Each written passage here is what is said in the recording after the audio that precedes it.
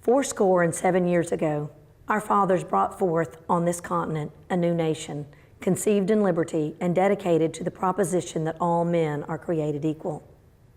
Now we are engaged in a great civil war, testing whether that nation or any nation so conceived and so dedicated can long endure.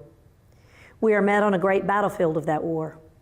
We have come to dedicate a portion of that field as a final resting place for those who here gave their lives that that nation might live. It is altogether fitting and proper that we should do this. But in a larger sense, we cannot dedicate, we cannot consecrate, we cannot hallow this ground. The brave men, living and dead, who struggled here, have consecrated it, far above our poor power to add or detract. The world will little note, nor long remember what we say here, but it can never forget what they did here. It is for the living, rather to be dedicated here to the unfinished work which they who fought here have thus far so nobly advanced.